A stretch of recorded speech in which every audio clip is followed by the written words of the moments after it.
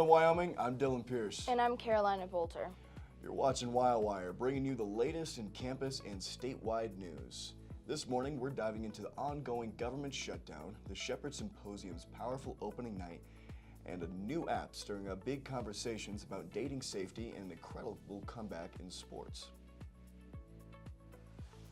The past couple of weeks, the federal government has been shut down all because Congress failed to agree on federal funding bills.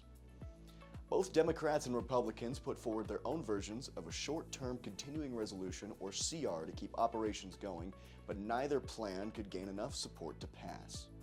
Republicans proposed a clean CR, H.R. 5371, which aimed to fund the government through November 21, 2025, with additional money for security, healthcare programs, and veteran services.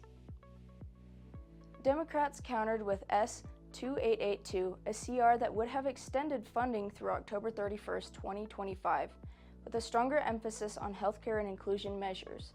But it raised concerns about adding over $1.5 trillion to the national debt. Both measures failed to clear the Senate, leaving federal operations at a standstill. Negotiations continue in the House of Representatives, but as of now, no end is in sight, leaving disgruntled Lance Corporals putting it all on black. The Senate has already failed to advance the GOP funding bill 8 times, prolonging the shutdown's impact on federal employees and services across the country. So while things may feel stuck in D.C., here in Wyoming, people are finding ways to move important conversations forward. Exactly. From political gridlock to personal growth, Laramie kicked off the Shepard Symposium with an emotional look at faith, translation, and inclusion. The opening night featured a powerful film and testimony that had the crowd reflecting on how words and even small interpretations can shape entire communities. The annual Shepard Symposium on Social Justice opened last week with an emotional and thought-provoking event at St. Paul's UCC. The night featured a screening of 1946, the mistranslation that shifted culture, and a personal testimony from Reverend Dr. Mark Lee. The documentary explores how a mistranslation in ancient scripture has shaped cultural attitudes towards sexuality within Christianity.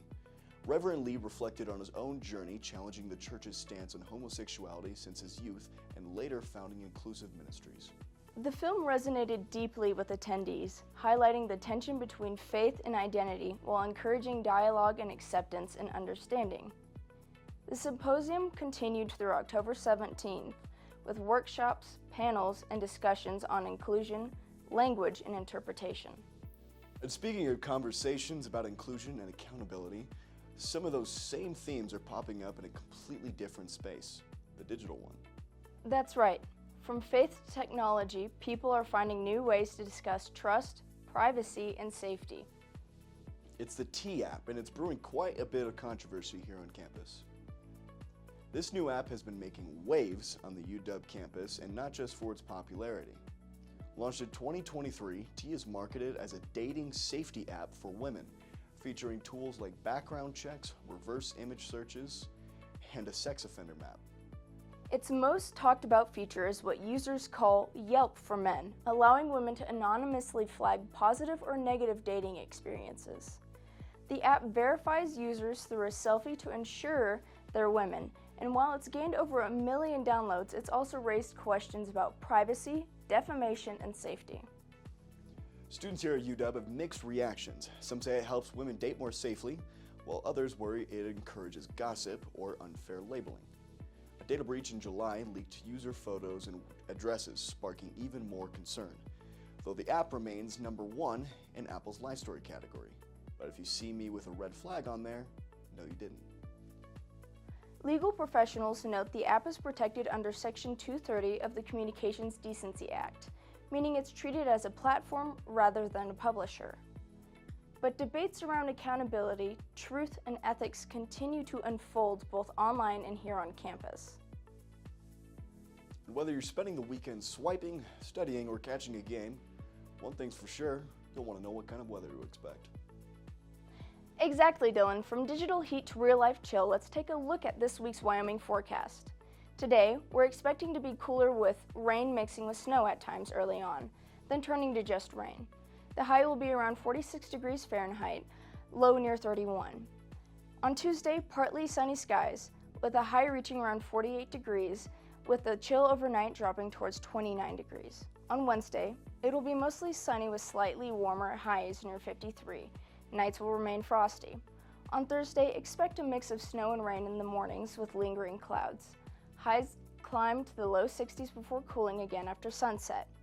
A cool and clear Halloween in Laramie.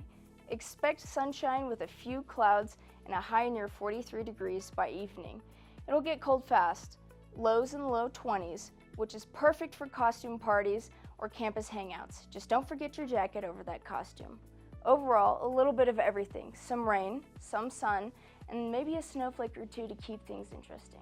Back to you, Dylan. From chilly mornings and surprise snowflakes to some heated action on the field, it's time to check out what's happening in Wyoming sports. That's right, Dylan. Fans had plenty to cheer for this past weekend, and Garrett is here with all the highlights. Thanks, guys. The 117th Border War ended in a dominating 28-0 victory for the Wyoming Cowboys over the Colorado State Rams. This marks the first shutout for Wyoming over the rivals since 2010, and the largest margin of victory under head coach Jay Salvell, bringing the Bronze Boot Trophy back to Laramie. This year's matchup featured major coaching changes on both sides. Wyoming named Jovan Bonai as the new offensive coordinator and play caller, replacing Jay Johnson, while CSU relieved head coach Jay Norvell of his duties just a week before the game. These changes set the stage for a Border War full of anticipation.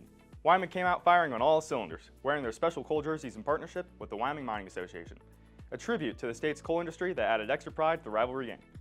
Bonight's offense clicked from the start, with quarterbacks Caden Anderson and backup Landon Sims leading multiple scoring drives. Running back Sam Scott contributed both in short yard situations and with a long 37-yard touchdown run in the second half, putting the game out of reach. Wide receiver Durr Jr. and other key playmakers helped keep the Rams' defense off balance. The Cowboys' defense was equally as dominant, forcing 3 interceptions and holding Colorado State to only 62 total yards in the first half. The combination of a revitalized offense, stifling defense, and the emotional lift from the coal jerseys ensured the Rams never found the scoreboard. When the final whistle blew, War Memorial Stadium erupted as students and fans rushed the field to celebrate reclaiming the boot. The moment marked a fitting end to one of the most complete performances of the Salvell era. With the shutout win, Wyoming improves to 4-4 overall and 2-2 in the Mountain West play. Next week, the Cowboys travel to California to face the undefeated San Diego State Aztecs in a crucial road matchup. Saturday's game highlighted the impact of coaching changes, strong execution on both sides of the ball, and a complete team effort, all while repping Wyoming pride through the coal jerseys and partnership through the state's mining association. Back to you, Dylan. And that's a wrap for this week's edition of WyoWire. Thanks for joining us, Cowboys. Remember to stay safe, stay informed, and keep showing that Laramie pride. We'll see you next time on campus and around town.